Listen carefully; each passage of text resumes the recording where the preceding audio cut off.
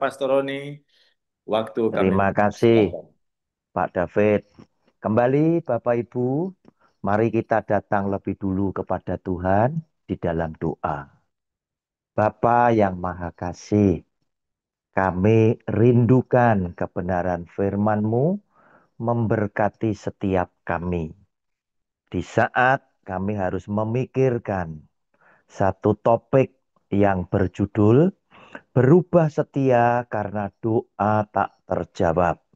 Kiranya Tuhan berkenan memberkati setiap kami, memahami isi hati Tuhan, sehingga kami boleh menjadi anak-anak kesayangan Tuhan yang selalu berpikiran sama seperti yang Kau kehendaki. Karena itu Tuhan, tuntun kami lewat firman-Mu, sehingga firman-Mu boleh benar-benar menjadi suluh di dalam kehidupan kami. Di dalam nama Tuhan Yesus, kami percaya dan sudah berdoa. Amin.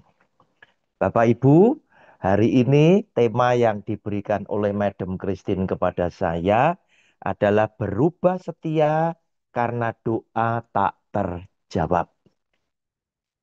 Nah, Bapak Ibu, memang di dalam tanda kutip kita menyaksikan ada sebagian besar anak-anak Tuhan, orang Kristen yang berperilaku demikian.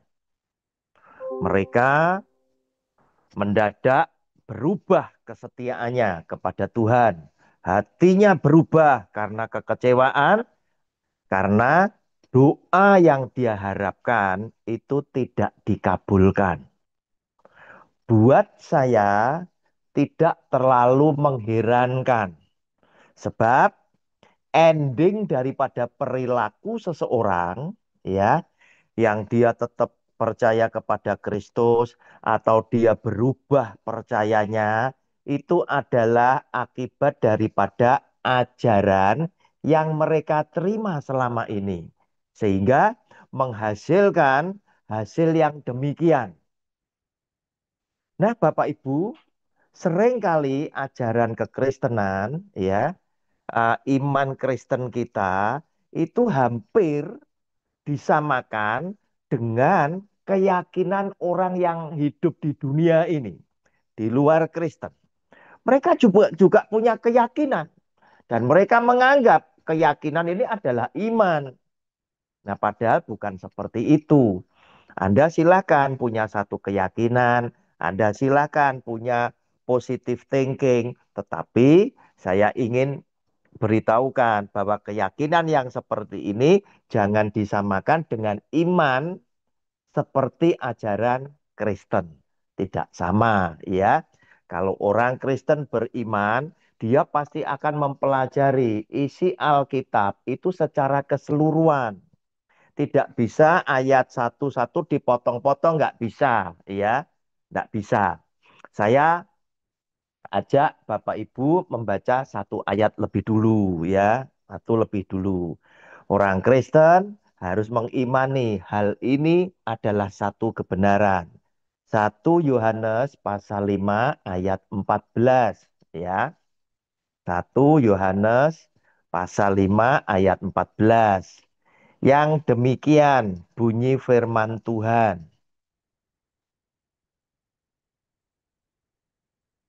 Dan inilah keberanian percaya kita kepadanya, yaitu bahwa Ia, Guru besar Tuhan ya, mengabulkan doa kita jikalau kita meminta sesuatu kepadanya menurut kehendaknya.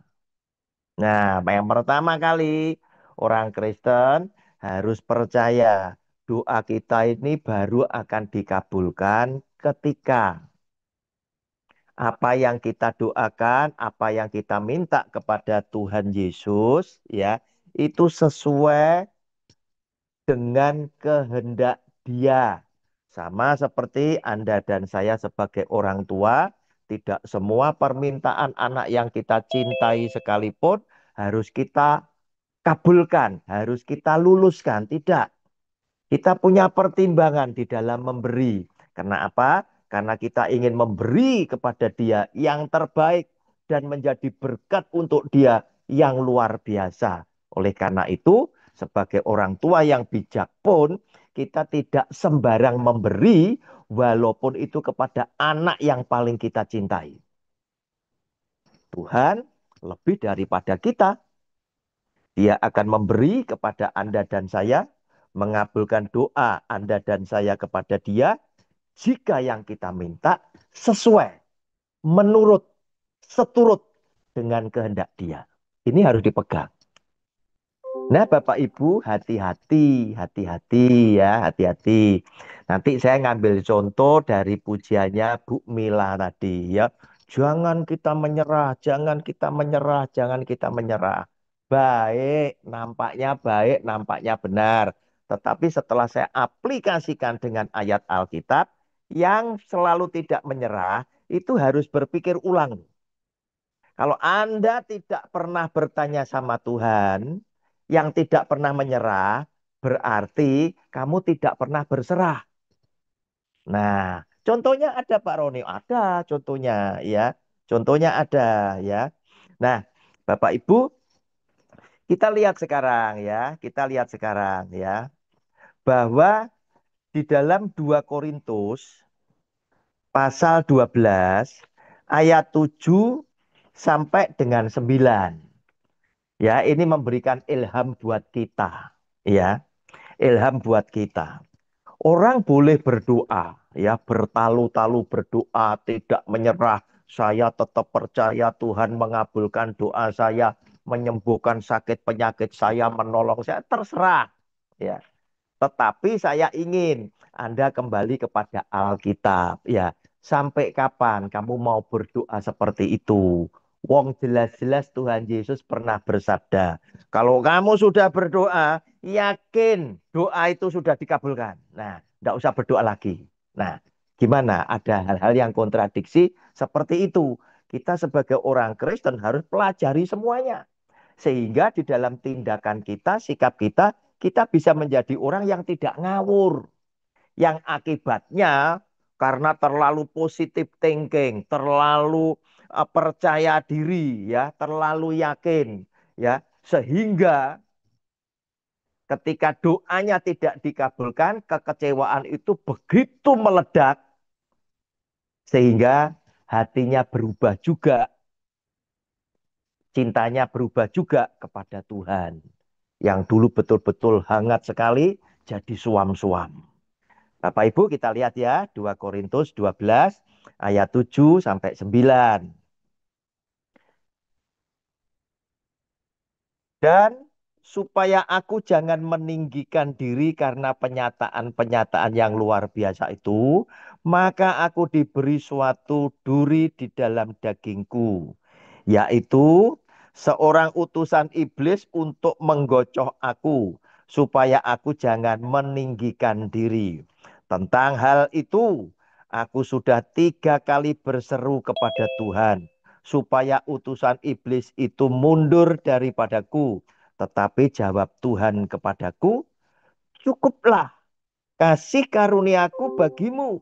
Sebab justru dalam kelemahanlah kuasaku menjadi sempurna. Sebab itu terlebih suka aku bermegah atas kelemahanku, supaya kuasa Kristus turun menaungi aku. Karena itu, aku senang dan rela di dalam kelemahan, di dalam siksaan, di dalam kesukaran, di dalam penganiayaan dan kesesakan oleh karena Kristus. Sebab jika aku lemah, maka aku kuat. Bapak Ibu, kita tahu Paulus adalah rasul yang luar biasa, ya. Suatu hari dia akan dikasih penglihatan, ya, tentang seseorang yang diangkat ke surga. Nah, penglihatan yang hebat ini dia tidak berani akui karena dia adalah orang yang rendah hati. Tidak seperti zaman sekarang, setiap kali pendeta itu bersaksi di atas mimbar, dia melihat surga, dia melihat rekam macam-macam, entah itu kejadian entah tidak, pokoknya dia cerita. Nah, ini kejadian sungguh-sungguh, ini kejadian sungguh-sungguh. Tetapi Rasul Paulus tidak berani mengakui bahwa itu ya, dia itu dipakai luar biasa, dia tidak berani. Justru lewat penglihatan yang luar biasa ini tadi, akhirnya Rasul Paulus bilang, aku dikasih oleh Tuhan duri di dalam dagingku. Yaitu Rasul Paulus menderita kelemahan fisik, sakit. Aku sudah berdoa, berseru kepada Tuhan 3 kali. Agar supaya Pak, aku disembuhkan. Tetapi ternyata Tuhan izinkan itu terjadi. Nah, iman Kristen harus bisa menyadari. Kalau doamu tidak dikabulkan ya, bisa saja itu memang dikehendaki Tuhan boleh terjadi dengan maksud tertentu Allah yang mendatangkan kebaikan di dalam hidupmu. Nah, zaman sekarang ada banyak pujian, ada banyak narasi, kalimat-kalimat khotbah yang memotivasi. Jangan menyerah, tetap percaya, macam-macam dan lain sebagainya. Nah, Bapak Ibu, kita perlu waspadai. Yang nampaknya baik belum tentu benar. Nah, apa yang dilakukan oleh Rasul Paulus? Rasul Paulus setelah 3 kali berseru, dia seorang rasul. Padahal banyak loh pendeta yang seringkali bilang sama Anda, khotbah dan Anda dengarkan, tanya Tuhan. Nah, kan begitu kan? Nah, Rasul Paulus tanya kepada Tuhan, Tuhan, kenapa aku tidak disembuhkan? Tuhan memberikan jawaban. Sepertinya Rasul Paulus menerima satu kata-kata dalam bentuk hikmat atau apa tidak dijelaskan di dalam Alkitab, tetapi Rasul Paulus memberikan kalimat yang bunyinya demikian. Cukup kasih karuniaku. Nah, artinya apa? Tuhan bilang sama Rasul Paulus, ndak usah minta tolong yang ini, ya. Ini aku izinkan terjadi di dalam hidupmu. Nah, ketika Rasul Paulus tahu bahwa dia bakalan tidak disembuhkan oleh Tuhan, dia menerima apa kebaikan di balik sakit yang tidak disembuhkan. Nah, oleh karena itu Rasul Paulus bisa ngambil kesimpulan, justru di dalam kelemahanku inilah ya, kuasa Tuhan menjadi semakin sempurna. Justru di dalam kelemahanku inilah aku tidak bisa menyombongkan diri bahwa aku rasul yang hebat. Sapu tanganku saja bisa menyembuhkan orang yang sakit dan lain sebagainya dan lain sebagainya. Buktinya apa? Orang lain aku doakan sembuh, aku sakit berdoa sendiri aku tidak disembuhkan. Artinya aku bukan orang istimewa, aku bukan orang yang super. Aku adalah orang yang sama-sama dengan ciptaan yang lain. Nah, Bapak Ibu, hati-hati ya. Hamba Tuhan yang lagi dipakai oleh Tuhan, yang mungkin lagi naik daun, memang karena Tuhan memakainya, hati-hati. Kerendahan hati sebagai seorang hamba itu tetap penting. Bisa diwujud nyatakan di dalam hidupnya sehari-hari, karena Tuhan berkenan yang demikian. Nah, Bapak Ibu, lihat lihat ya. Ajarannya salah. Salahnya ya di mana? Lihat, Yesus Kristus Tuhan, ya. Yesus Kristus Tuhan itu saja mengajarkan kepada Anda dan saya ketika dia ada di Taman Getsemani. Ya, kita lihat Lukas pasal 22 ayat 39 sampai dengan 42. Kita lihat ya, kita baca. Lukas 22 ayat 39 sampai dengan 42. Judulnya di Taman Getsemani. Lalu pergilah Yesus keluar kota dan sebagaimana biasa ia menuju Bukit Zaitun. Murid-muridnya juga mengikuti dia. Setelah tiba di tempat itu, ia berkata kepada mereka, "Berdoalah supaya kamu jangan jatuh ke dalam pencobaan." Kemudian ia menjauhkan diri dari mereka kira-kira sepelemparan batu jaraknya. Lalu ia berlutut dan berdoa katanya, "Ya Bapakku, jikalau engkau mau, ambillah cawan ini daripadaku. Tetapi bukanlah kehendakku, melainkan kehendakmu lah yang terjadi." Nah, apa yang diajarkan oleh Tuhan Yesus telah dirumuskan, ya, dijabarkan, dibuat mudah oleh Rasul Yohanes tadi. Dari 1 Yohanes pasal 5 ayat 14. Jika kita berdoa seturut dengan kehendaknya. Nah, Yesus Kristus Tuhan ngajar kepada saudara dan saya, ya. Kalau berdoa, tutuplah dengan kalimat yang berserah kepada Bapa di surga. Jangan kehendakku yang terjadi Tuhan, tetapi kehendakmu yang terjadi. Itu yang dia ajarkan. Tetapi zaman sekarang, dalam tanda kutip, banyak pendeta yang mengajarkan supaya Anda kelihatan beriman. Anda betul-betul yakin, Anda harus menyatakan dengan kalimat yang demikian bunyinya. Kami klaim janjimu ya Tuhan. Nah, ini kan kurang ajar begitu loh ya. Nggak sopan. Debu tanah berani klaim janji sang penciptanya. Walaupun sang pencipta itu menjanjikan. Nah, ini diajarkan. Supaya apa? Anda nampak Anda adalah orang yang beriman. Sembuh sakitmu, sembuh, yakin, yakin, yakin, yakin. Nah, akhirnya apa? Ketika kesembuhan itu tidak terjadi, ya, mulailah kelompok orang-orang ini dalam tanda kutip cari alasan. Oh, karena kamu tidak beriman. Oh, karena kamu masih punya akar kepahitan. Oh, kamu masih demikian, demikian, demikian, dan lain sebagainya. Bapak Ibu, orang yang cinta sama Tuhan pun diizinkan loh menderita, khususnya jika kita melihat nasib akhirnya kedua belas para rasul, mereka kurang setia apa dengan Yesus Kristus sebagai Tuhan dan gurunya. Mereka memberitakan Injil, berani bayar dengan nyawa. Luar biasa. Tetapi ending daripada hidup mereka, secara jasmani, mereka tidak menikmati nikmat daging. Tapi mereka justru dibunuh dengan cara yang sangat kejam.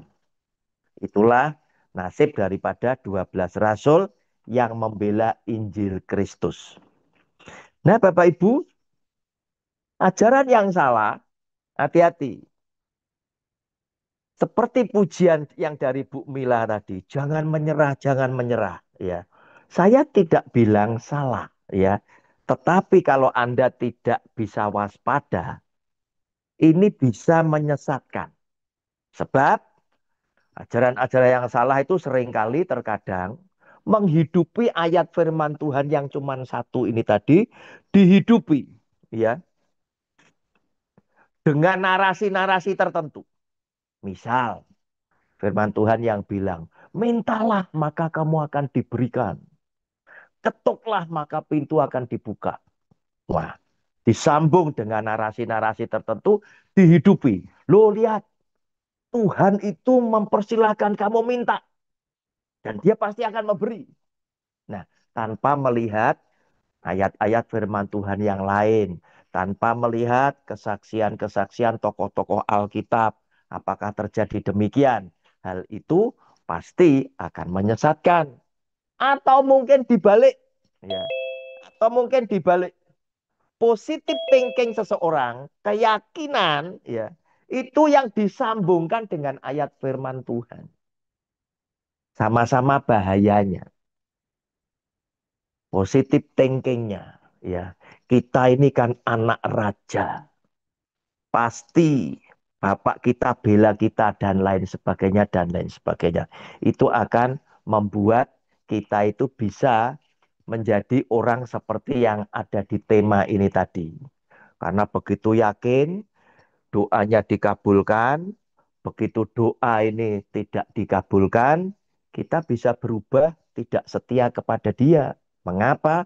Karena kita kurang mendalami belajar isi Alkitab secara keseluruhan dan melihat peristiwa-peristiwa yang terjadi dari kesaksian hidup tokoh-tokoh Alkitab, khususnya Tuhan Yesus dan para rasulnya.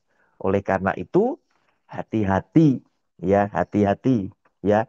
Tidak setiap ya narasi yang bagus itu adalah satu kebenaran. Karena apa? Nggak ada salahnya. Bukan Rasul Paulus itu ngajari menyerah, tetapi dia mengajar kepada Anda dan saya untuk berserah. Tuhan, aku sudah 3 kali loh.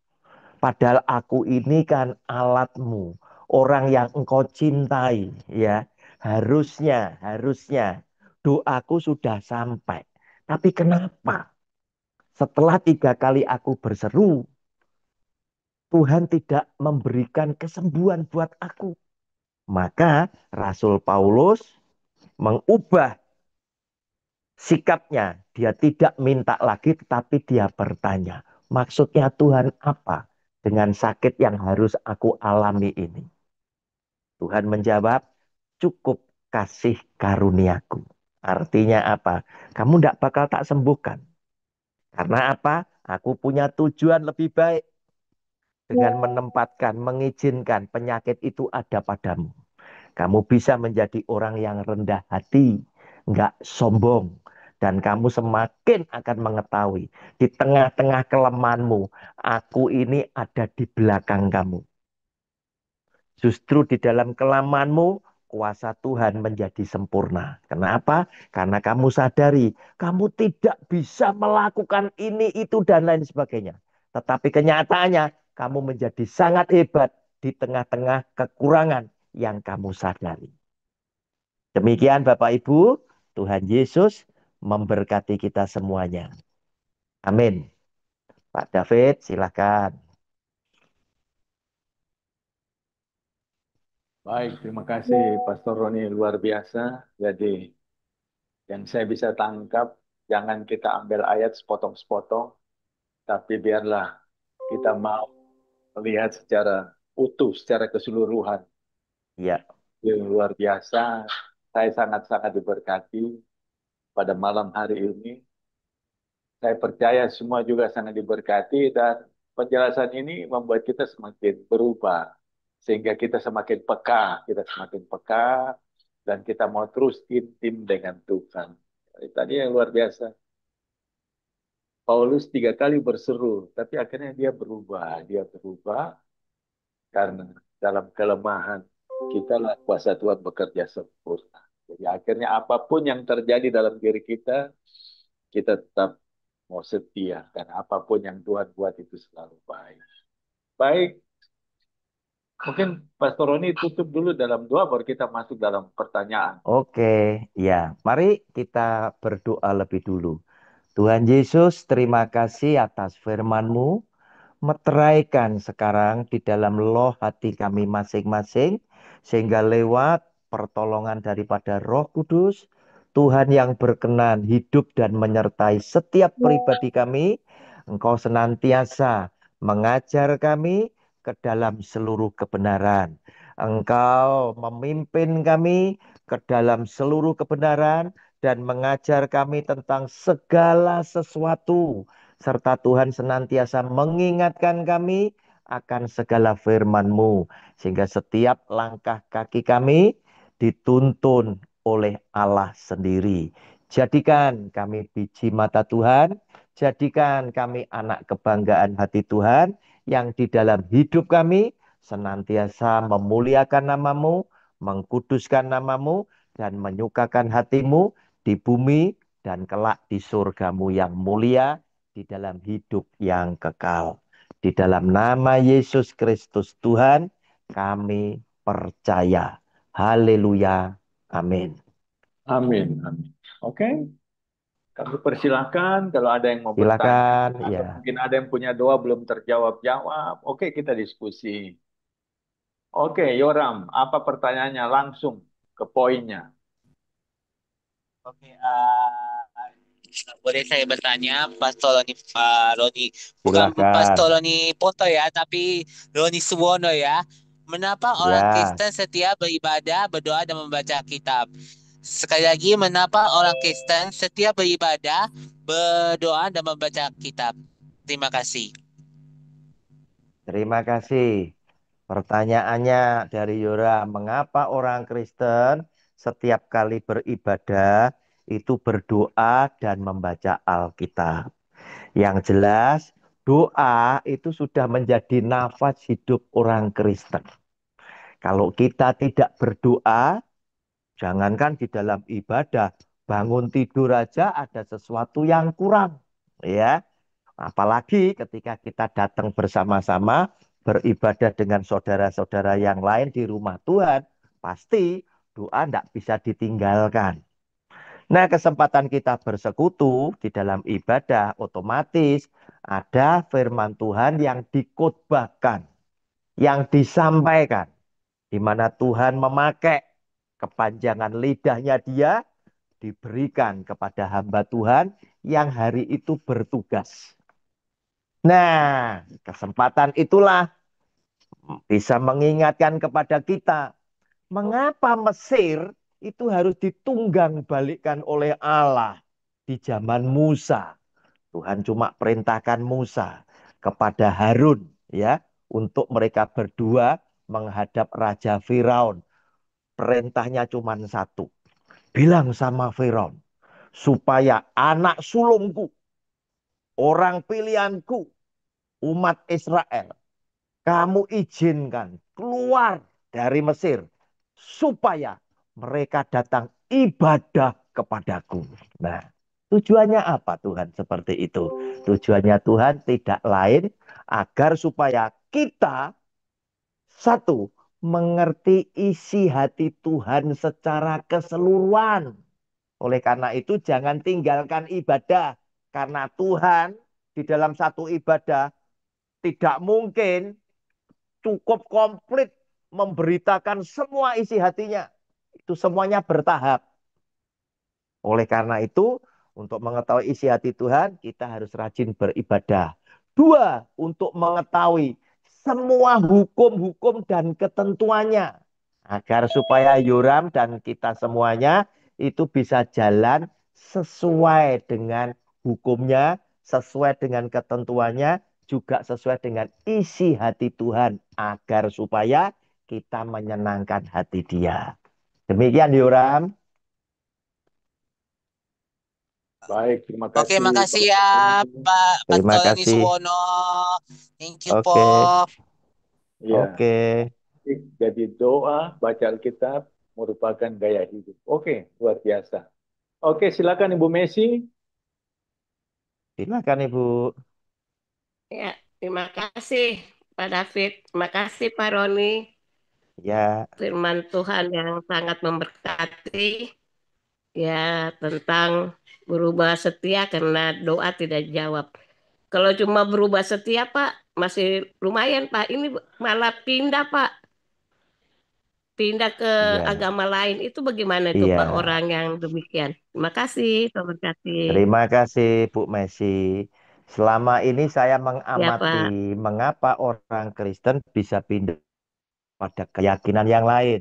Ya, ya kita perlu prihatin tetapi tidak perlu terlalu disesali sebab mereka-mereka yang pindah terus terang saja dalam tanda kutip mereka adalah orang-orang Kristen yang kualitas imannya tidak bagus. Mengapa? Karena mereka belum mempelajari isi Alkitab secara keseluruhan, secara holistik, ya. Sehingga mereka pindah itu justru mereka itu sesungguhnya belum mengenal Yesus Kristus Tuhan itu siapa. Sehingga seakan-akan di tengah-tengah kebingungan mereka, ya, itu mereka menganggap bahwa Yesus ini adalah pribadi yang tidak penting di dalam hidupnya. Salah satunya, mungkin mereka kena gosok dengan kata-kata yang dia tidak bisa mencerna.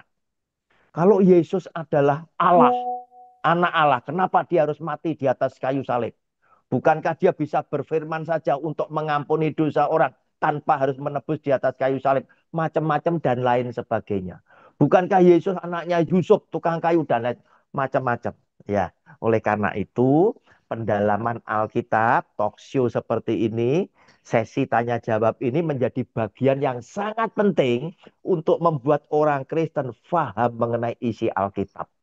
Demikian Bu Messi, mereka adalah orang Ya, yang tidak mengenal Yesus Kristus Tuhan itu siapa dan tidak mempelajari isi Alkitab secara keseluruhan. ya, makasih Silakan Pak Pak Roni, David. luar biasa. Oke, Ya, baik. terima Terima kasih. kasih, Bu. Sehingga keputusannya keliru dia. Baik, baik. Ya, makasih Pak. Jangankan jemaat, pendeta Ron. Iya, Pendeta pun bisa berpindah. iya, betul Pak David. Pendeta pun bisa berpindah, tetapi kalau pendeta itu ada kasus lagi tambahnya Pak David. Kenapa Oke, oke. pendeta berpindah? Karena apa? Urusan perut, ya. Pendeta harusnya menyadari apa yang diteladankan oleh Tuhan Yesus harus dia pegang dulu. Dia bilang, jika engkau adalah anak Allah, ubah batu jadi roti. Apa yang dikatakan oleh Tuhan Yesus?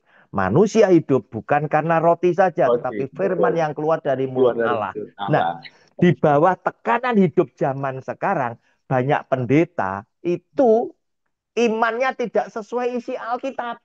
Alkitabnya bilang, asal ada makanan dan minuman cukuplah. Mereka ngelihat sekeliling pada kaya-kaya, mereka nggak tahan Pak David. Terus dia kaitkan ya antara jabatannya dia sebagai pendeta yang melayani Kristus dengan kondisi ekonominya dia kok enggak cocok. Kan Oke. begitu. Saya kok merasa kekurangan, sana kok seperti itu. Dia coba-coba merumput di lapangan yang berbeda, siapa tahu dia bisa laris, begitu loh. Ya, Itu kalau pendeta. ya, jadi betul. Jadi tidak perlu kita ini lagi. Jadi itu sudah jadi kualitas bisa ditahu, Pak Roni. Kualitas Iya, kita. betul. Oke, Jadi tidak semua pendeta itu dipanggil oleh Allah. benar. Oke, Iya, terima kasih Pastor Roni. Ibu Aminam, itu silakan ada Ibu Aminam. Bu Aminap, Terima silakan. Itu ada Pak kasih. Rudi apa itu? Terima kasih Pak David. Shalom Pak Pastor Roni Suwono. Iya, Eh, Shalom. ya, saya mau bertanya ini Pak, bagaimana kita dapat membedakan antara doa yang tak terjawab karena kurangnya iman dan doa yang tidak terjawab karena rencana Tuhan yang berbeda. Itu saja Pak. Iya, Terima kasih Tuhan memberkati. terima kasih. Bagaimana kita bisa membedakan doa yang tidak terjawab karena kurangnya iman, ya, atau doa yang tidak terjawab karena apa Ibu? Rencana Bu Tuhan yang Aminah? berbeda. Rencana Karena Rencana Tuhan, Tuhan rencana yang Tuhan ya. yang berbeda. berbeda. Ya, beda Bu ya. Jadi kita berdoa itu harus pertama kali kita menyadari. Ada banyak loh orang yang sudah berdoa ya, khususnya mari kita baca lebih dulu ya. Yakobus pasal 4 ayat yang ketiga ya.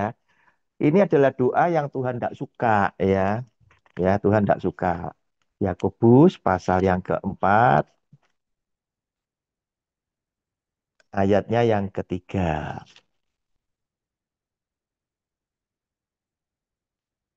Atau kamu berdoa juga tetapi kamu tidak menerima apa-apa karena kamu salah berdoa. Sebab yang kamu minta itu hendak kamu habiskan untuk memuaskan hawa nafsumu. Ini salah satu doa orang yang tidak beriman ya. dia ingin balas dendam, dia berdoa, dibawa kepada Tuhan. Padahal Tuhannya kan bilang, ya, jangan balas kejahatan dengan kejahatan. Bahkan dia ajarkan Tuhan Yesus, kasihlah musuhmu. Nah, ini tadi.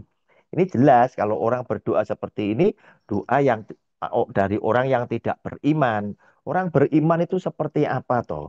Orang beriman itu adalah orang yang suka mendengar sabda Kristus dan melakukan di dalam hidupnya. Itu orang beriman. Dia percaya bukan cuma karena dia mendengar dan dia bisa ucapkan di bibir, tetapi sekaligus dia mendengar, dia memahami, dia bisa mengucapkan, dia bisa melakukan. Itu orang beriman, ya. Nah, sedangkan doa, ya, yang oleh karena kehendak Tuhan untuk tidak dikabulkan, sama seperti yang dicontohkan oleh Rasul Paulus tadi. Dia yakin dia orang beriman. Ibu Amidab yakin Anda adalah orang yang cinta kepada Tuhan karena masing-masing kita bisa ngukur sebetulnya aku ini terhadap Tuhan Yesus itu seperti apa. Apakah aku ya hanya memanfaatkan dia supaya kalau aku sakit, aku doa, aku disembuhkan, aku punya masalah dia menolong, aku minta ini, dia mengabaikan ini dan lain sebagainya. Nah, itu pasti bukan doa orang yang beriman, yang dalam tanda kutip ajaran-ajaran yang salah itu tadi. Tetapi kalau kita adalah orang yang cinta sama Tuhan, Bu Aminah tahu Anda itu bisa ngukur cintanya seperti apa Anda dengan Tuhan, Anda mulai menaikkan doa sama dia. Ya, harusnya orang yang cinta sama Tuhan, doanya itu tidak lama-lama, Tuhan pasti kasih tanda. Sama seperti Rasul Paulus, aku sudah 3 kali berseru. Nah itu tadi ya. Rasul Paulus jadi heran, kenapa Tuhan kok tidak bereaksi? Nah dia memberanikan diri, Tuhan maksudmu apa dengan duri dalam dagingku ini? Apakah engkau tidak akan menyembuhkan aku? Dan dia menangkap sebuah hikmat dari Tuhan, cukup kasih karuniaku. Sehingga Rasul Paulus jadi legowo, jadi lega, jadi ngerti dengan maksud Tuhan tidak menyembuhkan. Supaya aku tidak bisa meninggikan diri dengan penglihatan-penglihatan itu. Supaya aku tidak bisa meninggikan diri dengan mukjizat-mukjizat yang menyertai aku. Semuanya tak kembalikan karena Tuhan dan dia mulai mengakui justru di dalam kelemahanku kuasa Tuhan menjadi sempurna. Demikian Bu Amidah. Terima Oke, kasih Pak Bapak. Roni Oke. Bono. Terima Pak David ada kasih. chat dari tadi. Iya, Itu iya, ada iya. Pak Saya udah Rudi baca. tuh ya. Ya, sebelum Pak Rudi ada Pak Vencep, Ibu, Pak. Silakan. Jadi Pak Silakan, Vencep silakan. itu bagaimana menurut Pak Roni tentang doa pengurapan dan doa 10 malam pencurahan Roh Kudus? Jadi mungkin Ya, penjelasan Pak Roni. doa tentang pengurapan dan Dan doa pencurahan Roh Kudus 10 malam. oh ya. Bagaimana tentang doa tentang pengurapan? Ya. Nah, Bapak Ibu, sebetulnya ya, doa-doa seperti ya, itu kan baru muncul ya, baru muncul di era-era belakangan ini ya, khususnya hamba-hamba Tuhan yang suka melayani Tuhan lewat jalur roh ya. Dunia roh ya, seakan-akan berbeda sekali. Nah, sebetulnya itu hanya sebuah istilah ya yang kemudian dikemas dengan ibadah tertentu seakan-akan ini berbeda dengan yang lain. Nah, padahal kalau kita mau pelajari isi Alkitab ya, ketika mereka itu menerima karunia Roh Kudus dengan penumpangan tangan daripada para rasul itu tidak melakukan hal-hal yang aneh, yang biasa-biasa saja. Sebab para rasul juga yakin Pak David, saya dan teman-teman yang melayani Tuhan, yang mengasihi Tuhan dan dikasihi Tuhan, pasti Ada Bapa, Anak, dan Roh Kudus yang menyertai kita. Kalau Roh Kudus menyertai kita secara otomatis Bapa dan Anak ada di dalamnya sini sekaligus, tidak bisa terpisahkan karena Tritunggal Allah adalah tiga pribadi yang berbeda, hakikatnya sama dan mereka tak pernah terpisahkan. Otomatis Anda punya kuasa dengan apa yang engkau doakan, yang engkau katakan. Karena apa? Anda dipakai oleh Allah. Nah, ini dikemas seakan-akan jadi sesuatu yang aneh. Nah, Naaman datang ya. Ceritanya Naaman, panglima pasukan sebelah itu datang ke Israel nyari Elia. Karena apa? Budak orang Ibrani milik istrinya Naaman itu nyeletuk. Bos, kalau cuma sakit kusta saja di negara saya itu ada nabi yang bisa menyembuhkan. Naaman berangkat ke sana, ya. Naaman setelah berangkat ke sana ternyata apa? Elia tidak bisa ditemui. Gehazi dikasih tahu, bujangnya Elia, asistennya dikasih tahu. Kalau nanti ada Naaman itu datang, Elia sudah tahu dia akan punya tamu ini tadi. Bilang aja, dia suruh membenamkan dirinya 7 kali di sungai Yordan. Maka kustanya akan sembuh. Reaksinya Naaman apa? Naaman kaget, Naaman marah. Loh, aku ini panglima. Datang dari tempat jauh. Mestinya kan aku disambut. Mungkin dengan upacara atau apa gimana. Atau minimal hamba Tuhan itu menggerak-gerakkan tangannya. Action macam-macam. Sehingga aku disembuhkan. Nah, lihat. Ternyata mulai zaman dulu, action-action macam-macam ini menarik. Begitu loh. Sehingga seakan-akan yang biasa-biasa tidak action, itu dianggap tidak manjur. Padahal bicara pengabulan doa tadi, apa sih? Entah itu pengurapan, entah itu istilah macam-macam. Jika kita berdoa seturut dengan kehendak Tuhan, doa kita dikabulkan.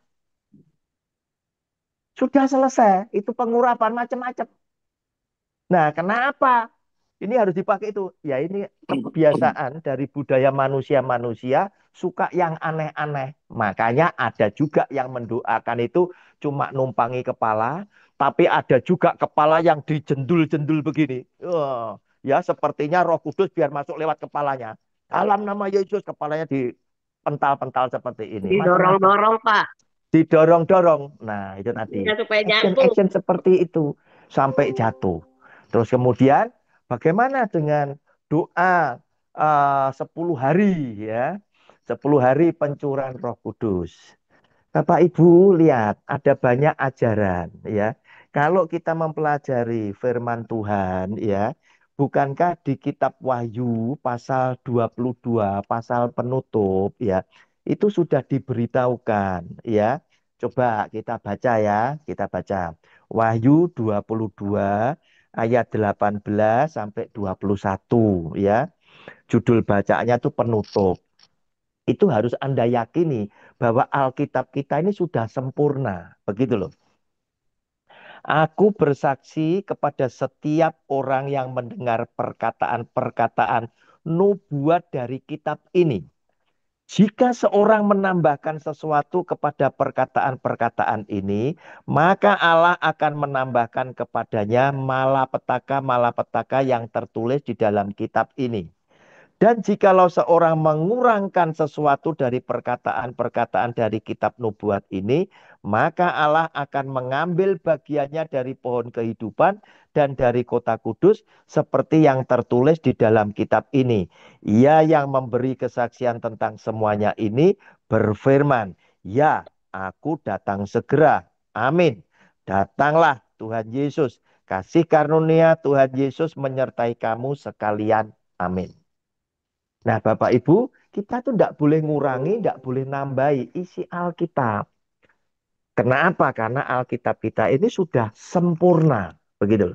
Sudah cukup sampai di sini, sehingga kalau ada hal-hal pengajaran tertentu yang tidak tertulis di dalam kitab suci ini berarti nambahi, gitu loh. Ini pasti sampah.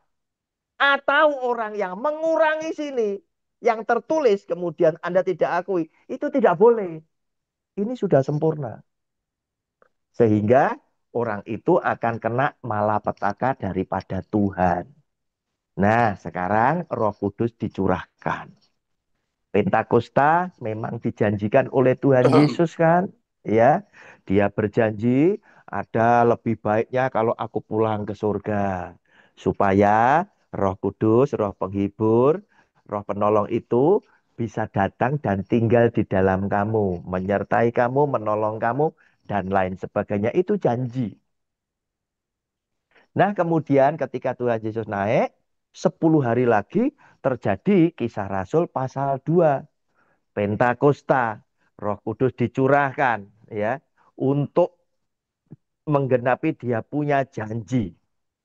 Nah, pertanyaannya ya, sekarang ini dalam tanda kutip, saya tidak nyebut namanya, ada pendeta tertentu yang oleh sekelompok kawan-kawan mereka tidak diprotes ya.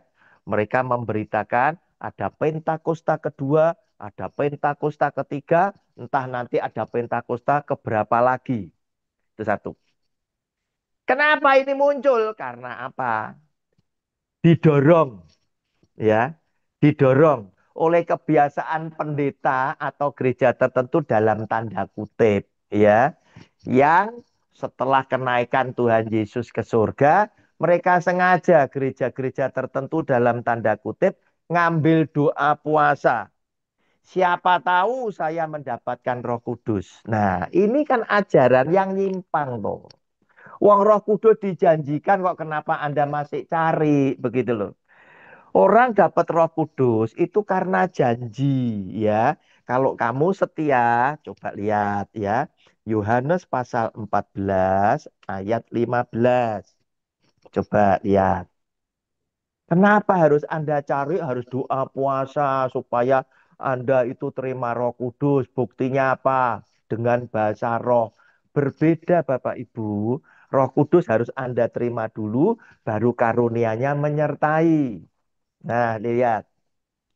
Judul bacaan ini adalah Yesus menjanjikan penghibur. Jikalau kamu mengasihi aku, akunya huruf besar, Tuhan Yesus, kamu akan menuruti segala perintahku. Nah, ini gambaran orang yang cinta kepada Kristus. Akibatnya apa?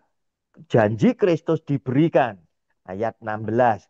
Aku akan minta kepada Bapa dan ia akan memberikan kepadamu seorang penolong yang lain supaya ia menyertai kamu selama-lamanya, yaitu Roh kebenaran.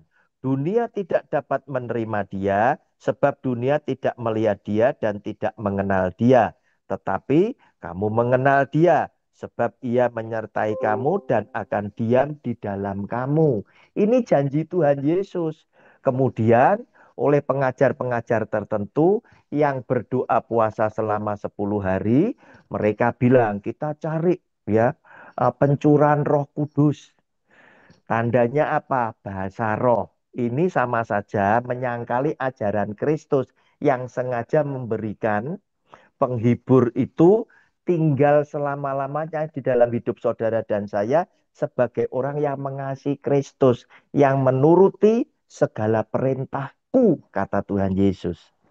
Nah, ini dimentahkan oleh orang-orang tertentu ya, seakan-akan kamu baru terima Roh Kudus jika kamu berbahasa roh. Nah, padahal itu adalah dua hal yang berbeda. Roh Kudus sendiri, karunia Roh Kudus sendiri. Bagaimana caranya kita menerima karunia Roh Kudus, bahasa roh dan 8 yang lain. 1 Korintus pasal 12 tadi, yaitu Anda harus menerima Roh Kudus dulu. Kalau Roh Kudus sudah ada, maka karunia daripada Roh Kudus yang tertentu akan dikaruniakan kepada Anda dan saya. Demikian Pak David, terima kasih. Baik, terima kasih Pastor Roni. Itu tadi sudah dijelaskan, Pak Vence sangat jelas. Ya, Kami persilakan Pak Rudi Timothy untuk silakan Pak pertanyaannya. Rudi Timothy. Shalom Pak Roni, selamat malam. Shalom. Ya, Pak Rudi ini dari Full Gospel, Pak David. Oh ya, silakan Pak Iya, Rudi. ya, terima kasih. Mohon maaf Pak, saya off kamera karena sinyal di tempat saya kurang baik. Oke, oke, oke. oke, Ada 3 hal Pak, mungkin saya perlu bertanya pada Pak Roni untuk dipertajam ya, untuk dicerahkan saya. Saya iya, ada omong-omong sama pendeta senior teman saya yang bilang begini loh. Kita ini umat manusia yang sudah mengikut Kristus itu mendapatkan karunia yang tertinggi, yaitu pada saat Tuhan Yesus mati di kayu salib untuk menebus dosa kita. Itu adalah karunia yang tertinggi. Terus apalagi yang kita minta di dunia ini? Wong karunia terbesar aja sudah diberikan oleh Tuhan Yesus. Apalagi yang kita iya, minta sebetulnya? Itu yang pertama, Pak. Orang sudah menjadi pengikut Kristus, taat, rajin baca firman, menjadi pelaku firman, berdoa dengan rutin, mungkin pagi hari, masuk kamar, ditutup pintu, berdoa, menjalin relasi yang harmonis, yang akrab dengan Bapa di surga. Berarti dia adalah orang Kristen yang sudah taat. iya, Jadi, apalagi yang kamu minta? Tuhan kan sudah tahu gitu loh, apa kebutuhanmu. iya, Dan kamu sudah taat menjalankan firman Tuhan. Itu yang pertama, Pak ya. Jadi tidak usah iya, minta-minta. Karena karunia terbesar itu sudah diberikan. Kamu minta apa lagi yang di bawahnya gitu loh. Di bawahnya karunia terbesar itu adalah nyawa Tuhan Yesus yang mati di kayu salib untuk menebus dosa manusia. iya, Itu yang pertama tadi Pak ya.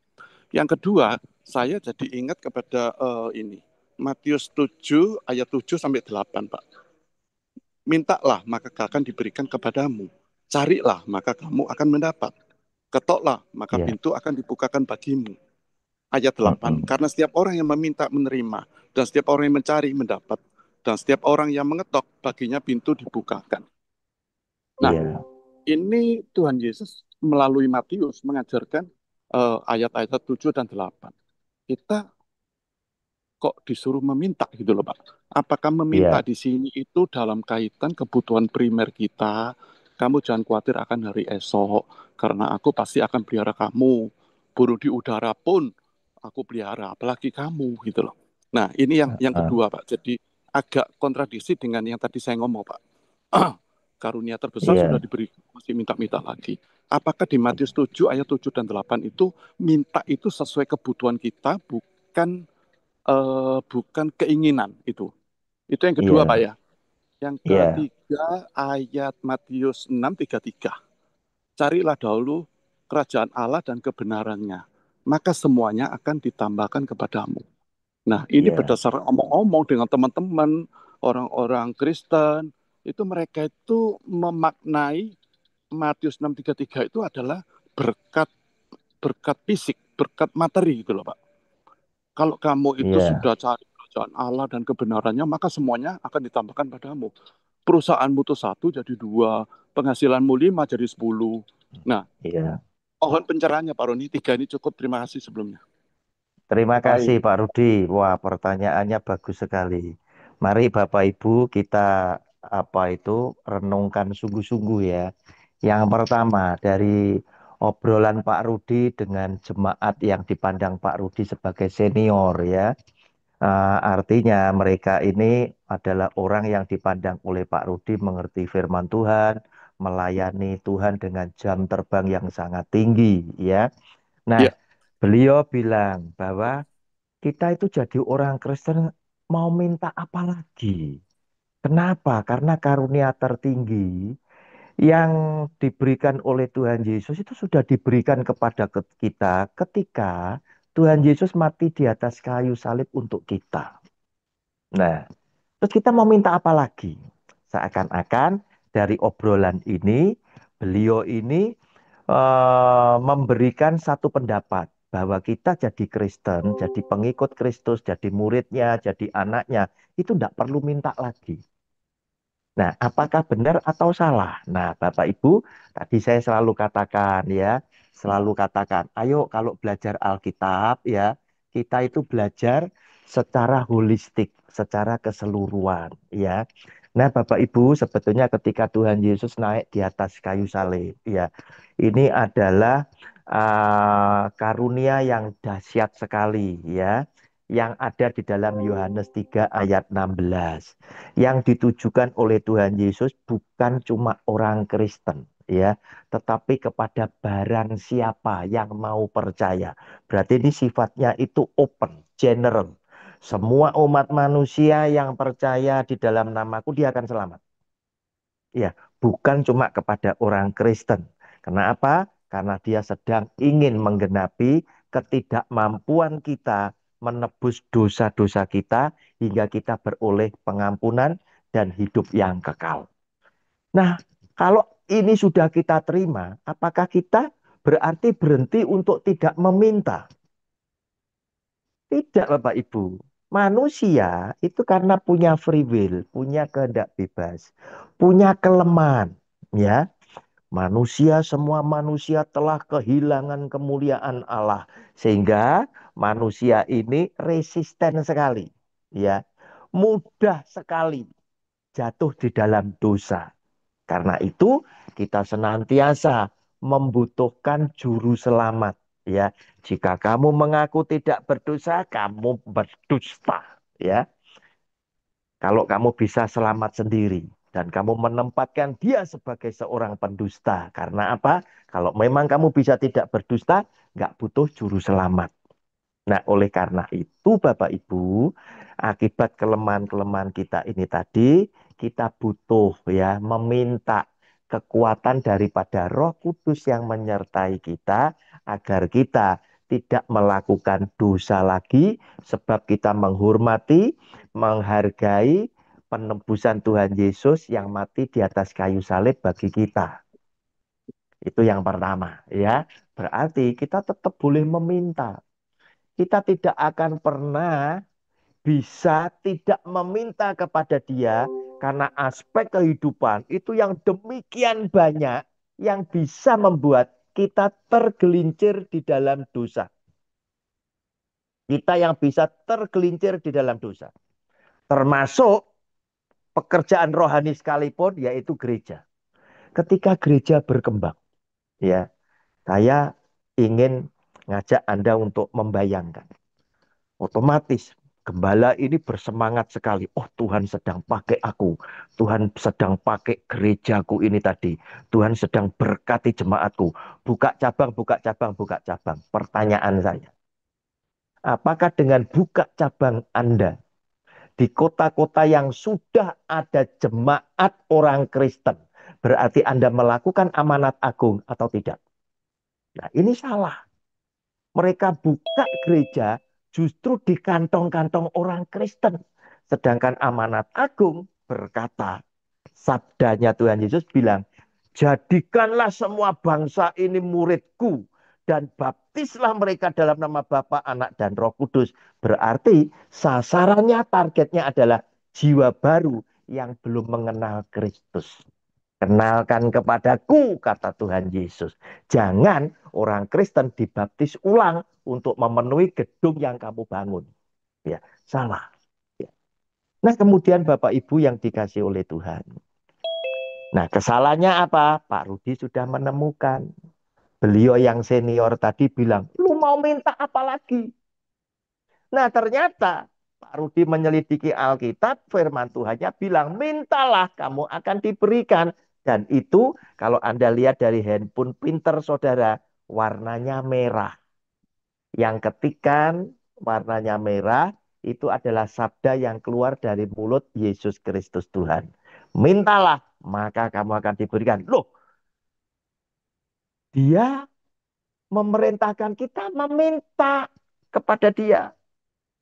Nah, Yesus Kristus Tuhan pun memberikan teladan. Bapa, jikalau boleh, biarlah cawan ini berlalu daripadaku. Dia juga meminta kepada Bapaknya. Tetapi terjadilah bukan karena kehendakku, melainkan kehendakmu. Nah, Bapak Ibu, berarti apa? Pendapat senior Pak Rudi tadi salah. Ya, kita itu tidak pernah bisa lepas dari Tuhan. Kenapa? Karena di dalam setiap doa kita itu kita meminta untuk diri kita sendiri, sekaligus minta, Tuhan, kalau aku mbok berkati, pakai dong aku. Tanpa engkau, aku tidak bisa berbuat apa-apa. Tanpa engkau, aku tidak bisa berbuah apa-apa. Oleh karena itu, sebagai ranting pohon anggur, aku akan selalu nempel pada pokok anggur yang benar.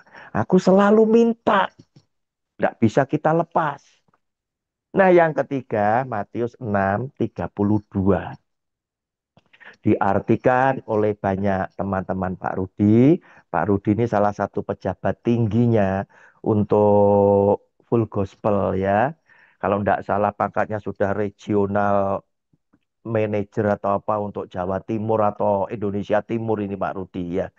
Regional Kebanyakan Director. regional director ya.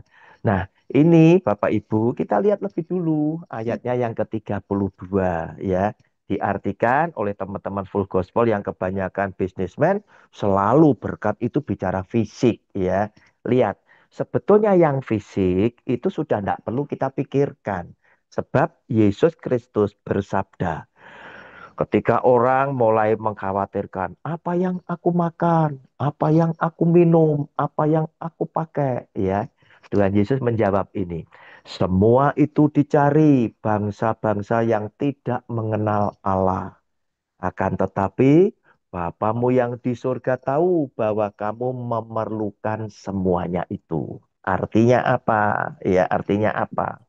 Kalau kamu adalah orang yang mengenal aku, Yesus Kristus Tuhan, Sang Pencipta yang agung, yang mulia ini, harusnya pencipta itu bisa tenang. Sebab dia, Sang Pencipta, ya, yang pasti tidak akan meninggalkan kita sebagai umat ciptaan. Karena dia Sang Pencipta, dia pasti akan memelihara setiap buah ciptaannya dia. Anda dan saya, soal yang dimakan, yang diminum, yang dipakai sudah selesai. Dia yang sediakan. Kemudian ayat 33 dia bersabda, tetapi carilah dahulu kerajaan Allah dan kebenarannya, maka semuanya itu akan ditambahkan kepadamu. Yang semuanya itu dia bukan berarti kamu punya perusahaan satu kemudian jadi dua, bukan selalu itu ya. Tetapi Tuhan itu lebih fokus kepada kebutuhan primer ya, kebutuhan primer. Dan berkat yang buat Tuhan, dia lebih fokus bukan yang jasmani, tetapi yang rohani, yang punya nilai kekekalan, itulah yang dia akan karuniakan kepada Anda dan saya yang mengasihi dia. Dan yang rohani itu diberikan oleh Tuhan Yesus kepada Anda dan saya dengan terlebih dahulu. Dia memilih siapa yang dia berkenan. Ya, jadi tidak harus, oh karena cinta sama Tuhan. Nah ini hati-hati, narasi-narasi seperti ini akan menyesatkan. Maka perusahaanmu yang dulu cuma satu, itu akan jadi dua. Yang dulu cuma kecil, akan menjadi kuat, besar, dan menjadi raksasa. Dan lain sebagainya, dan lain sebagainya. Anehnya jemaat itu selalu berkata amin. Ya, manusia punya kecenderungan apa yang baik diaminkan. Padahal itu tidak alkitabiah. Mengapa?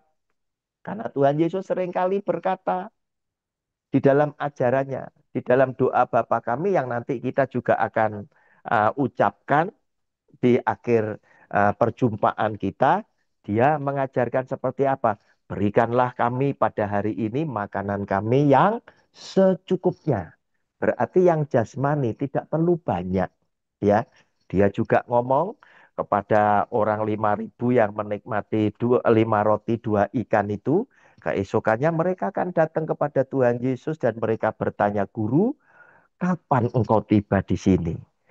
Dengan terus terang dia bilang, kamu datang kepadaku bukan karena tanda-tanda itu, tetapi karena roti itu telah menjadikan engkau kenyang. Dan dia bersabda lagi, jangan kamu bekerja untuk mendapatkan roti yang bisa binasa, ya, tetapi bekerjalah untuk mendapatkan roti yang bisa bertahan sampai kepada hidup yang kekal.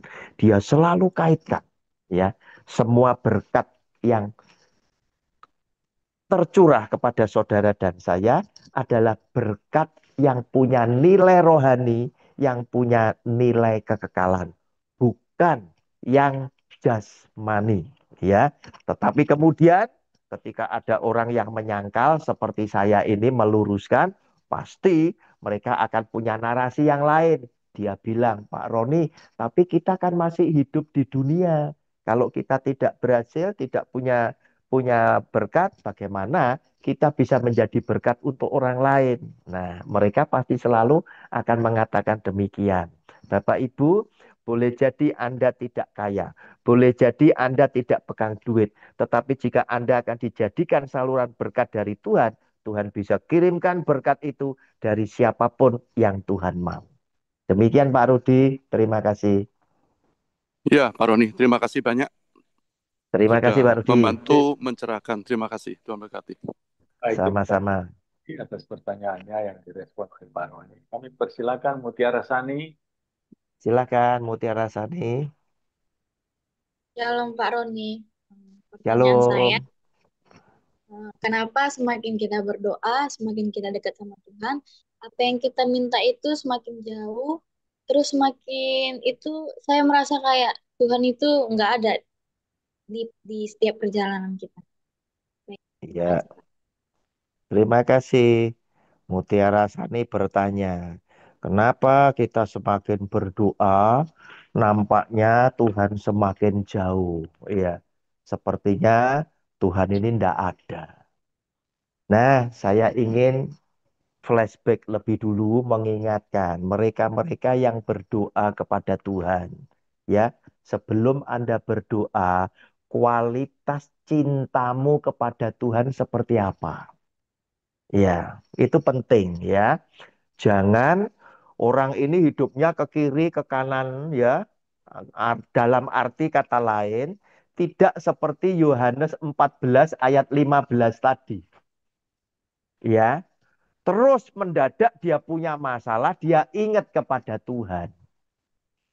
Baru datang sama Tuhan, terus minta. Tuhan yang dulu Tuhan itu menjadi nomor kesekian buat saya. Tapi sekarang karena saya perlu sama Tuhan, ya, tolong Tuhan saya jadikan nomor satu. Ya ini kan pasti tidak bisa, kan begitu. Dan saya meyakini, ya, kalau Anda adalah orang yang cinta sekali dengan Tuhan, Tuhan akan membalas kasihmu lebih daripada kecintaanmu yang kau berikan kepada Allah.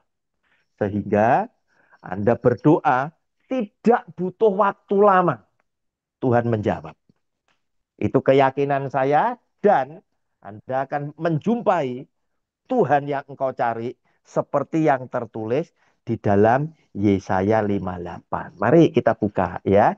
Jadi saya menjawab sebisa mungkin ada dasar ayat Alkitabnya. Orang Kristen suka ya memakai doa puasa itu menjadi senjata pamungkas ya.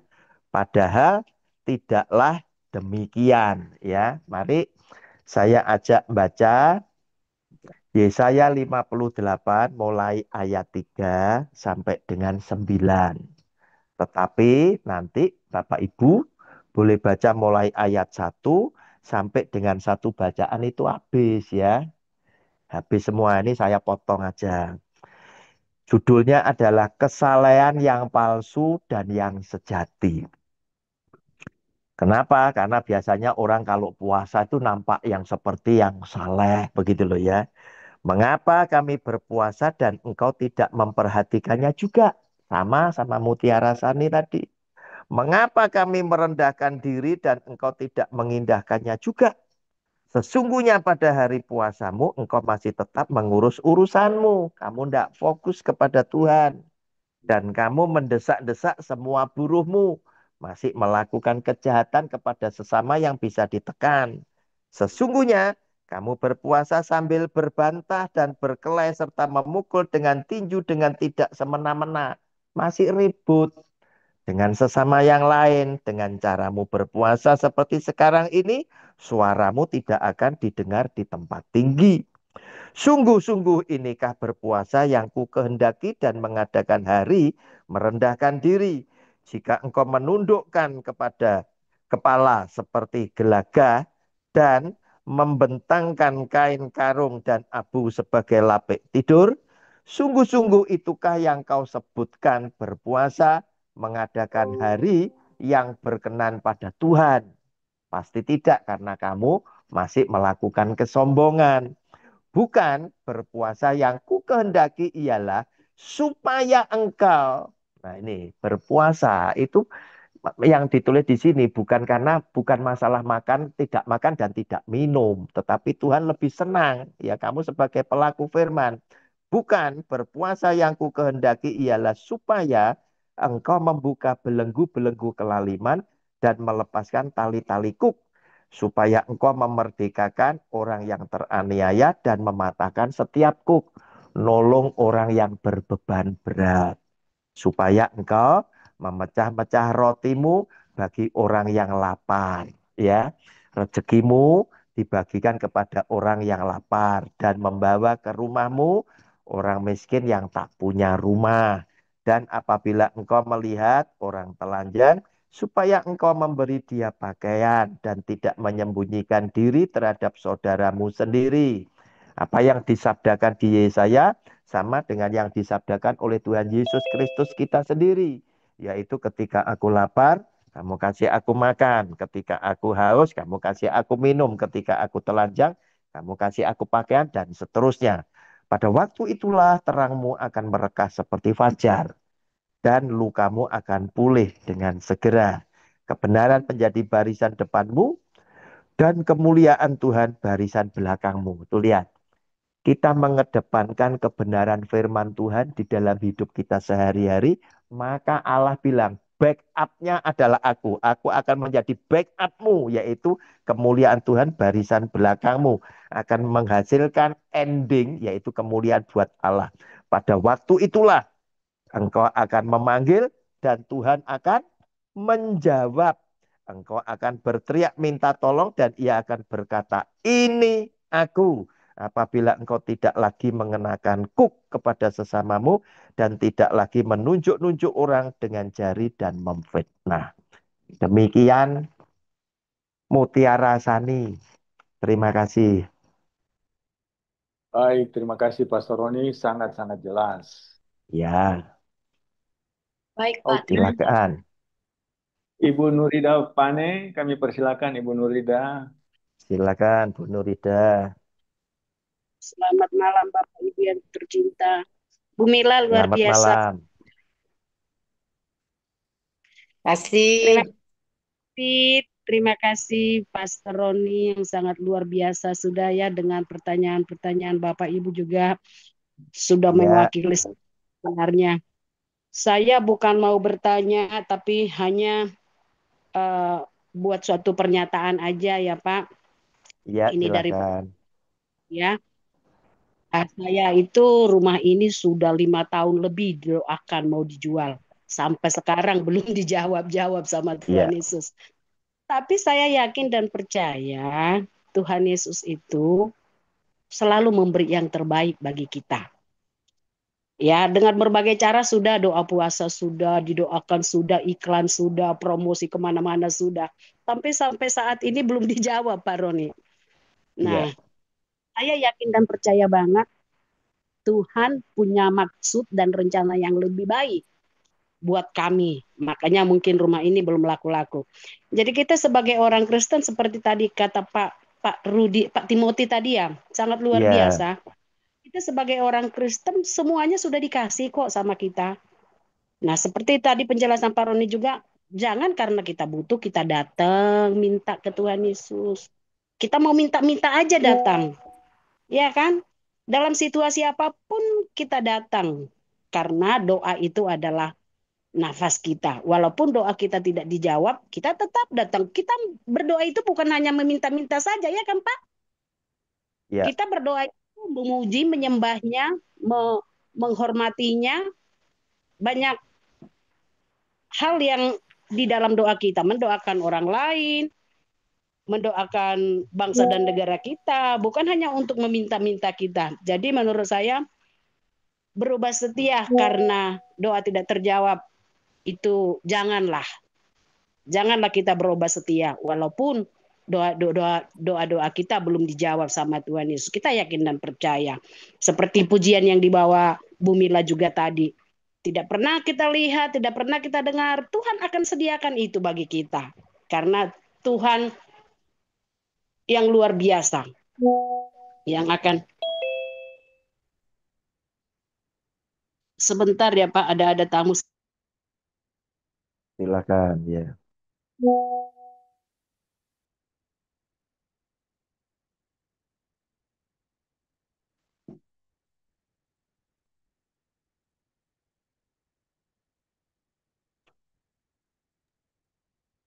Mungkin yang lain masih ada sebelum. Yang lain dulu silakan. Silakan. Masih ada yang mau bertanya? Oke, sudah Pak. Oke, ya. Maaf ada tamu. Nah, Ya. jadi itu ya Pak sangat luar biasa sudah penjelasannya dari tadi ya dalam pujian. Bapak David, YouTube-nya dimatikan aja, Pak. Maaf banget. Oke. Terima kasih banyak ya. Jadi saya ada sebuah lagu yang sangat memberkati tentang doa ini. Boleh ya saya nyanyi sedikit ya Pak? Silakan. Ya boleh ya. Ini judulnya juga walaupun doa kita tidak terjawab ya. Ini pujian ini sangat memberkati banget dan sangat menguatkan juga. Meskipun Tuhan tak menolongku, meskipun duri dalam dagingku, ku tetap memilih dan percaya dan mengucap syukur.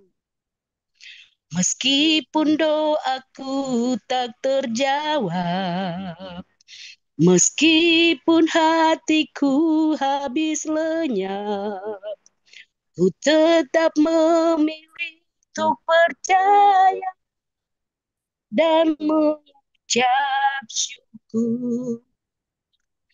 Berkali-kali kemenangan, berkali-kali kau kuatkan dalam rasa sakit engkau ada, Yesus setia. Berkali-kali kau menolong,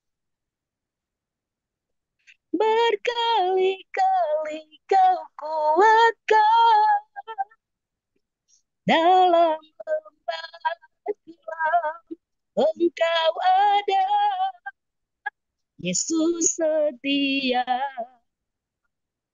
Nah, karena Tuhan Yesus kita sudah setia, marilah kita umat-umat pilihan Tuhan tetap setia kepada Tuhan Yesus. Apapun yang terjadi, mau doa kita dijawab, mau tidak, kita tetap setia untuk tetap mengikuti Tuhan Yesus kita yang setia. Tuhan Yesus memberkati. Terima kasih. Bagaimana Pak Terima Roni, apa kasih. tanggapan? Oke.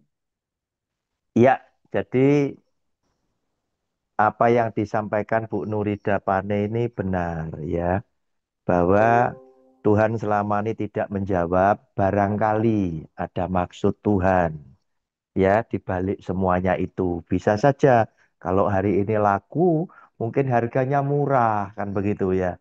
Uangnya mungkin tidak bisa dikelola dengan baik. Nanti aja Tuhan mungkin akan kirimkan pembeli yang mungkin membeli dengan harga yang bagus. Terus kemudian tepat pada waktu itu keluarga membutuhkan uang sehingga uang ini bisa dipakai dengan tepat. Nah, saran saya pergunakan apa yang diteladankan oleh Rasul Paulus. Sudah sekian lama Tuhan, ini kok tidak laku. Kira-kira Tuhan itu punya maksud apa? Nah, mulai dibelokkan ya. tujuan doanya bukan minta ini laku, tetapi pengen tahu, Tuhan, aku kepengen laku, ndak laku. Terus Tuhan ini punya maksud apa? Nah, kita ini bertanya, silakan Bu Nurida Pane, supaya apa? Siapa tahu Tuhan juga memberikan hikmat kepada Bu Nurida Pane, kemudian Anda menangkap sinyal dari Tuhan tentang maksud dia. Terima Iya kasih Bu betul. Nurida. Ada yang bertanya lagi mungkin? Baik, terima kasih Bu Norida. Yang terakhir Ibu Mila, silakan Ibu Mila. Terima Silakan yang kasih, terakhir. terima Terima kasih Pak kasih. buat firman-Nya. Pak Ya, Roni, saya tanya, ya, eh, doa pencurahan yang 10 hari kan itu beberapa gereja yang mengikuti. ya, Tetapi di beberapa 2 tahun belakangan ini ada gereja yang mengatakan bahwa tidak usah mengikuti untuk doa pencurahan 10 hari itu karena Roh Kudus itu sudah ada sama kita. Padahal gereja yang berkata seperti itu pernah dia lakukan, tapi 2 tahun belakangan ini dia sudah tidak lakukan lagi. Pertanyaan saya, apakah itu penting atau bagaimana, Pak Rom? Itu aja. iya. Menyambut pertanyaan suami Kita tadi. bicara, iya, kita bicara penting atau tidak, itu kita sesungguhnya mencari yang benar seperti apa sih menurut Alkitab. Sehingga kalau itu benar, berarti penting untuk kita. Kan begitu. Nah, sekarang Bu Mila yang bertanya, Bu Mila ini yang mau saya ajak untuk diskusi, ya. Ya, pertanyaan Anda itu saya kembalikan dalam bentuk pertanyaan. Ibu ada Alkitab enggak di situ? Silakan dibuka, Bu, Alkitabnya. Yohanes 14 ayat 15 sampai 17. Silakan. Ya, Ya. Yohanes Nah, 14 ya ya. 14 ayat 15 sampai 17. Jujur aja, saya ini adalah apa itu pengajar yang seringkali ngomong belak-belakan. Kalau Anda ke gereja tidak pernah bawa Alkitab, Anda persekutuan tidak bawa pernah Alkitab, sulit loh Roh Kudus masuk di dalam kamu. Sulit pasti. 4 ayat 15. Ya. Nah, judul Ya. bacaannya apa, Bu? Rumah Bapa. Tuh, Yohanes 14 ayat 15 judulnya apa? Yang mau kita Yesus baca itu loh. menjanjikan penghibur. Nah, Yesus menjanjikan penghibur. Penghibur itu siapa? Roh Kudus. Roh Kudus. Oke, sekarang silakan Ibu baca ayat 15 sampai 17. Jikalau kamu mengasihi aku, kamu akan menuruti segala perintahku.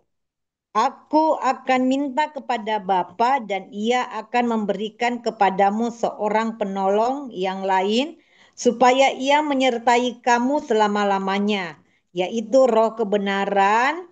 Dunia tidak dapat menerima Dia sebab dunia tidak melihat Dia dan tidak mengenal Dia, tetapi mengenai Dia sebab tetapi kamu mengenal Dia sebab Ia menyertai kamu dan akan diam di dalam kamu. Oke, amin. Ibu yakin enggak yang disabdakan Kristus itu sudah terjadi di dalam hidup Ibu yang memenuhi ayat 15? Ibu yakin tidak? Yakin? Roh Kudus yakin. Lah kalau Anda Ya. yakin, kenapa Anda masih cari pencurahan? Oh. Sederhananya kan begitu. Kalau Anda yakin, Anda sudah dijanjikan karena Anda adalah orang yang cinta sekali kepada Tuhan, yaitu apa? Menuruti segala perintahku. Ini yang istimewa, Roh Kudus yang istimewa, yang tidak pernah terpisah dari Bapa dan Anak Tuhan Yesus, itu diberikan loh kepada Anda dan saya yang mengasihi Dia. Nah, kalau Anda yakin, kenapa Anda masih cari? Kalau Anda masih cari, Berarti ajaran ini itu mementahkan atau tidak percaya dengan sabda Kristus bahwa Roh Kudus itu menyertai kamu dan akan diam di dalam kamu. Karena masih dicari. Dan mereka berkata dalam tanda kutip yang berpuasa, buktinya kamu nanti terima Roh Kudus, kamu berbahasa roh. Kan begitu. Nah, pasti salah. Kenapa? Mari sekarang Ibu saya ajak ke 1 Korintus 12. Silakan Ibu buka 1 Korintus 12. Saya enggak usah tunjukkan semuanya ya. Itu ayat 1 sampai 11 itu macam karunia-karunia Roh Kudus itu ada 9 ya. Silakan Bu Mila nanti baca sendiri tapi sekarang dibacakan ayat 11. 1 Korintus 12 ayat yang Ayat ke-11. 11. Iya. Tetapi semuanya ini dikerjakan oleh Roh yang satu dan yang sama, yang memberikan karunia tiap-tiap orang secara khusus seperti yang dikehendakinya. Oke. Amin. Kata secara khusus seperti yang dikehendaki Ibu garis bawahi. Artinya apa? Roh Kudus itu punya 9 macam karunia. Itu diberikan kepada masing-masing orang secara berbeda. Secara khusus ya. Mungkin Bu Mila diberi karunia berbahasa roh, tapi tidak diberi karunia yang lain ya. Mungkin saya diberi karunia menafsirkan bahasa roh atau apa itu iman dan mukjizat dan lain sebagainya. Saya tidak diberi karunia berbahasa roh. Nah, itu tujuannya apa? Tujuannya supaya semua ini tadi ya itu bersinergi, bekerja sama antara saya dan Bu Mila itu bergabung ya dengan karunia Roh Kudus yang berbeda untuk memuliakan Tuhan yang satu. Tujuannya apa? Sama seperti apa? Anda dan saya itu tidak bisa membanggakan diri, tidak bisa sombong. Itu tadi. Demikian Bu Mila, kalau Anda masih yakin bahwa apa yang disabdakan Kristus Anda menerima Roh Kudus karena itu dijanjikan, otomatis Anda tidak akan ikut pencurahan. Buat apa? Dicurahkan cuma 1 kali. Ya, tuh lihat ya, saya lihat ya, lihat ya.